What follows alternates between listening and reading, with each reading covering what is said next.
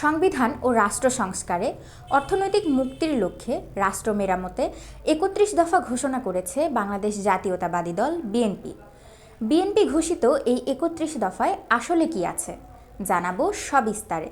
সাথে থাকছি আমি উম্মে জেবিন। বিএনপি প্রণোদিত ৩১ দফার দফা ৯ বলা হয়েছে, বাংলাদেশের সংবিধান ও মাসদার হোসেন মামলার রায়ের আলোকে বিচার বিভাগের কার্যকর স্বাধীনতা নিশ্চিত করা হবে। বর্তমান বিচার ব্যবস্থা সংস্কারের জন্য একটি জুডিশিয়াল কমিশন গঠন করা হবে। অধস্তন আদালতের নিয়ন্ত্রণ ও শৃঙ্খলা বিধানের কর্তৃত্ব সুপ্রিম কোর্টের উপর ন্যস্ত করা হবে। বিচার বিভাগের জন্য সুপ্রিম কোর্টের নিয়ন্ত্রণাধীন একটি পৃথক সচিবালয় থাকবে। সুপ্রিম কোর্টের বিচারপতিদের অভিশংসন প্রশ্নে সংবিধানে বর্ণিত ইতপূর্বকার সুপ্রিম জুডিশিয়াল কাউন্সিল ব্যবস্থা পুনঃপ্রবর্তন করা হবে। এজন্য সংবিধানে প্রয়োজনীয় সংশোধনী আনা হবে। দলীয় বিবেচনার ঊর্ধ্বে উঠে কেবল জ্ঞান, প্রজ্ঞা, নীতিবোধ, বিচারবোধ ও সুনামের কঠোর মানদণ্ডে যাচাই করিয়া বিচারক নিয়োগ করা হবে।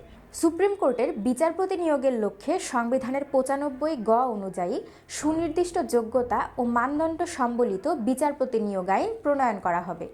দফা ১০-এ বলা হয়েছে, দেশপ্রেমে উদ্বুদ্ধ পরিষেবা, জনপ্রশাসন ও পুলিশ প্রশাসন গড়ে তোলার লক্ষ্যে যোগ্য, অভিজ্ঞ ও প্রাজ্ঞ ব্যক্তিদের সমন্বয়ে একটি প্রশাসনিক সংস্কার কমিশন গঠন করে প্রশাসন সংস্কার ও পুনর্গঠন করা হবে। মেধা, সততা, সৃজনশীলতা, দক্ষতা, অভিজ্ঞতা ও প্রশিক্ষণ, বেসামরিক ও সামরিক প্রশাসনের নিয়োগ, বদলি ও পদোন্নতিতে যোগ্যতার একমাত্র মাপকাঠি হিসেবে বিবেচনা করা হবে। দফা ১১-তে বলা হয়েছে, গণমাধ্যমের পূর্ণ স্বাধীনতার নিশ্চয়তা বিধান ও সার্বিক সংস্কারের লক্ষ্যে সুপ্রিম কোর্টের সাবেক বিচারপতি, মিডিয়া, সংশ্লিষ্ট পেশাজীবী এবং বিজ্ঞ, অভিজ্ঞ ও গ্রহণযোগ্য মিডিয়া ব্যক্তিদের সমন্বয়ে একটি মিডিয়া কমিশন গঠন করা হবে।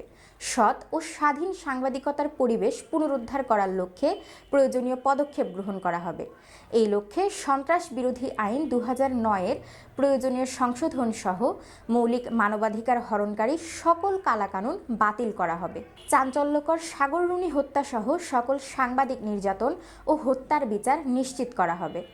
১২তম দফায় বলা হয়েছে, দুর্নীতির ক্ষেত্রে কোনো আপোষ করা হবে না। গত ১.৫ দশকব্যাপী সংগঠিত অর্থ পাচার ও দুর্নীতির অনুসন্ধান করে একটি শ্বেতপত্র প্রকাশ করা এবং শ্বেতপত্রে চিহ্নিত দায়ী ব্যক্তিদের বিরুদ্ধে আইনানুগ ব্যবস্থা গ্রহণ করা হবে। দেশের বাইরে পাচারকৃত অর্থ দেশে ফেরত আনার প্রয়োজনীয় প্রশাসনিক ও আইনানুগ ব্যবস্থা গ্রহণ করা হবে। দুর্নীতি দমন কমিশন ও দুর্নীতি দমন আইন সংস্কারের পাশাপাশি পদ্ধতিগত সংস্কারের মাধ্যমে দুদকের স্বচ্ছতা ও জবাবদিহিতা নিশ্চিত করা হবে। সংবিধান অনুযায়ী ন্যায়পাল নিয়োগ করা হবে।